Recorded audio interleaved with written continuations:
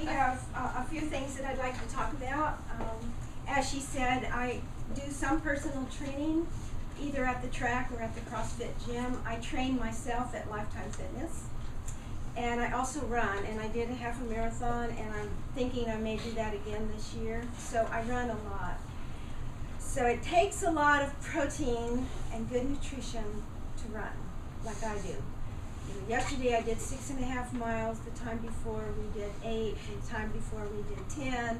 So those are a lot of miles. Especially in this heat. Well, we try to go early in the morning, yes. Patty, your arms look fabulous. They just look so toned. Now, do you lift weights?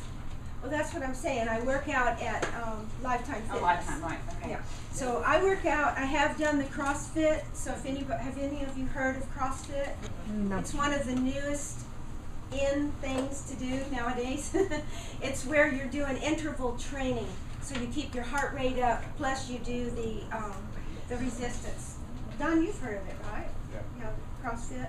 So I worked at a CrossFit gym for a while, and I wanted to check that out to see how it compares to the other things that I do besides running and workout. When I work out at the gym, I work out hard, probably an hour and a half, sometimes 2 hours, which a lot of people wouldn't do. And then of course my run takes a couple hours. So you take all of those during the week and you put it into my other schedule trying to run the Shackley business. Plus I have another business here, which is I just started in December, and I'm leaving these things out if anyone would like to look at it. It's a charitable foundation my daughter wanted to found. My daughter is a fitness icon. She's been in the industry probably since '91. She's well known, very famous across the world internationally. So she and I work together on a lot of things. And what this charitable foundation is for anybody who would like to major in the health or wellness or fitness industry. And we have sponsors that would help that person. So if you happen to think of somebody, wow, somebody really wants to get into this, we may have a solution for you, educational assistance in some capacity. So I just wanted to put that out so you know it's all fitness, nutrition, health, and wellness related. Okay. So getting back to all this exercise, the main thing I wanted to really tell you is that it takes a lot of protein. Hi Jim. Jim's one of my people. Glad you're here. It takes a lot of protein, and I don't know if everyone gets enough protein in here, and I thought I'd do a little comparison for you. I have some handouts as well. We can look at that. And then the handouts that I have is based on this book. This is Body Confidence, which is the New York bestseller right now in nutrition. It's by Mark McDonald, and absolutely wonderful book. And if you take it, you can look through that book and find how to eat, okay? How to look at your meals. In fact, that's what I did right here. What's the name of that book? Body Confidence. You can look at it here later if you would like. Y'all tell me if I'm not staying on track here with your timing or Everything's whatever. interesting. This one says in the book, this is on page 106, it says quality of food. And it's excellent because it explains the protein, which is the highest quality, the least processed, and the least refined. All right, so it starts out with beef, chicken, egg whites, eggs whole, fish, pork, soybeans, turkey breast. I was glad they named soybeans in there. A lot of them don't. And then the carbs, and then it says medium quality and low quality. And the whole point is that you want to get a good quality protein if you are going to exercise or work out. If you're doing the things I'm doing, you need to have protein that's going to create a dense muscle. If you're just using on here where it says chicken, fish, and egg whites, you're going to have more of a muscle that's lean. And you've seen how some runners are very thin because they use up everything in their body. You know, I'm talking about marathon runners. Well, for me to run plus work out, I have to use, sometimes I don't always want to do it, but I need to have at least some beef in my diet. And it's hard to find anything that doesn't have hormones or chemicals, as Marty and I talked about. because that gives you a more dense muscle. So there's a difference in the density of your muscle in order, and you say, well, why does it have to be dense? Well, because that's where you burn glucose, is in your muscle. And if your muscles aren't there, and they're just, you know, kind of small and hanging there and some fat over them, you're not going to be able to burn enough glucose. So you want to build, that's why you do resistance training, is to build the muscles so that you can burn efficiently the energy that's stored in them. When you see these big bodybuilders, they eat a lot. I don't know how many meals a day that you all have, but I do at least 6. I do 5 to 6 meals a day. That includes my protein shakes. So I do a lot of meals. Typically what we should think about is, how does a baby eat? All right, a baby eats every 3.5 hours, right? Newborn babies.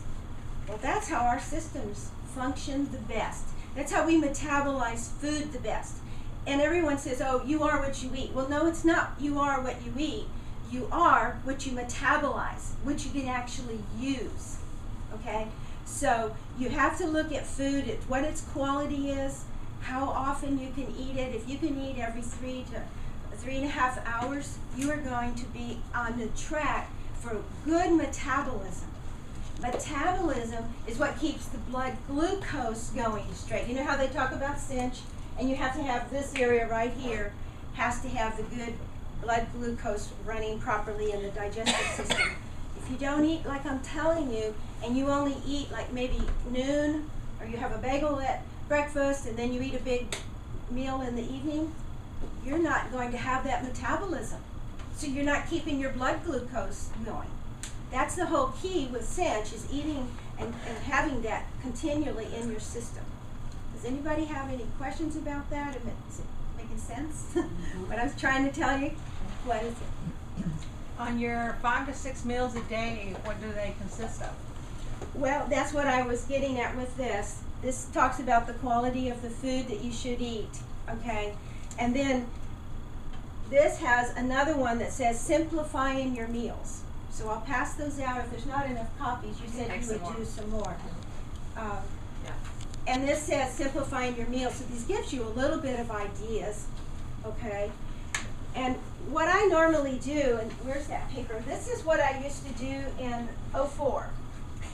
Way back in '04, you're going to laugh at it, but I kept this extensive notebook of everything I ate.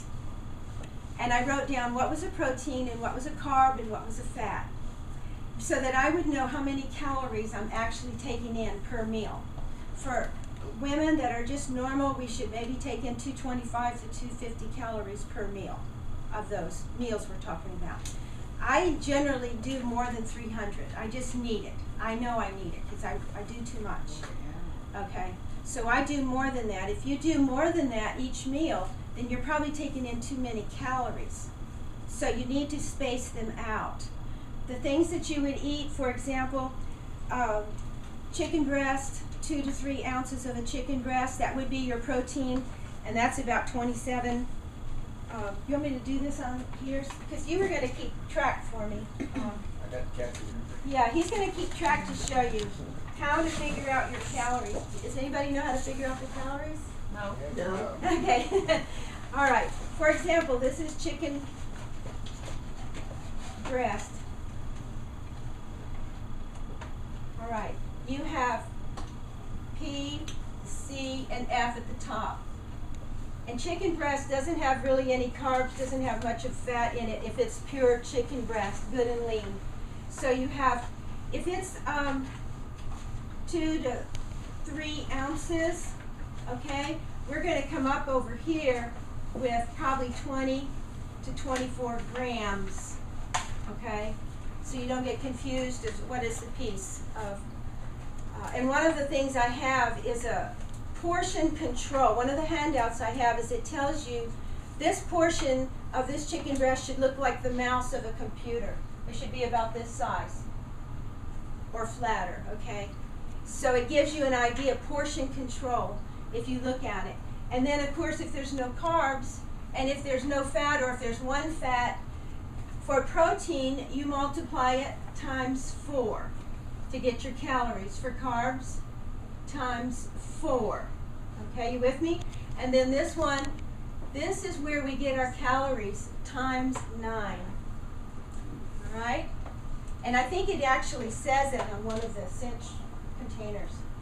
It shows you that. I don't remember which one. I was looking at those.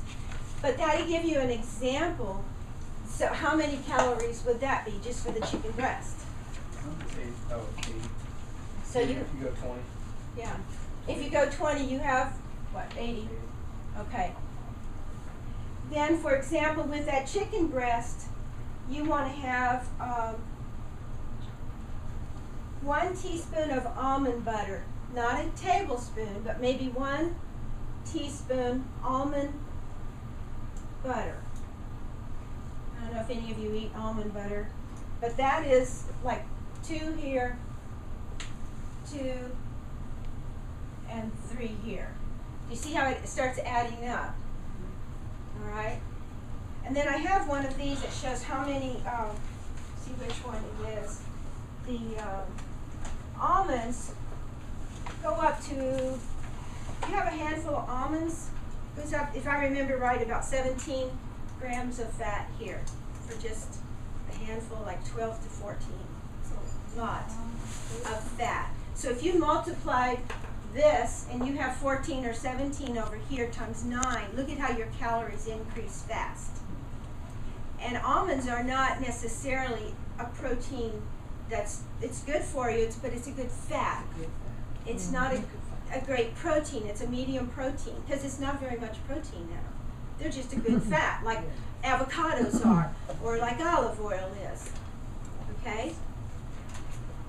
Why would you include it if it's not that good a protein? Well, because I'm saying you have, every meal you want to have some sort of protein that's at least 18 to 24. Now, on here we have 16 grams, so you need to add a little bit, maybe milk, to increase the protein or something. Okay, let's just say, we're going to do approximately a small handful of almonds. Okay, about how many grams of protein do you think that might be? Do you think? Like 17 almonds? What would that 10. I usually do 10 10. almonds when I'm doing One. a snack. 1 ounce of almonds, if you have a little scale and you weigh things, that helps a lot. Okay. 1 ounce of almonds is 6. Okay. So if you have 1 ounce of almonds, Okay. you have 6, and 14. That's what I'm saying. Look at that 14. I see. Okay. 1 ounce. How many do you think that is? Yeah. Not very many. Yeah. I talked to a lady one time that wanted me to train her, and I said, "What are you eating?" And she said, "Well, when I get hungry, I eat a cup of almonds." A cup. And I was like, whoa. And she wondered why this was so wide. So, yeah, just to give you an idea. Let me give you some other examples here. Salmon. How about salmon? Does that sound good? If we're looking at salmon,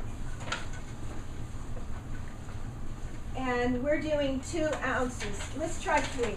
Okay, 3 ounces is more likely what you would eat. When most of you have at least a regular. I don't always eat my whole fillet of salmon. I save it a little bit. But anyway, 3 ounces is going to be, where did I find you salmon? 15. See how it reduces here? 0. But then it comes up over here 6. Yeah, just to give them an idea of the difference there. So you would multiply 15 times 4. 15 times 4 equals 60. And 6 times 9. It's a good thing you should write that down and think about it so you know how many calories you're taking in.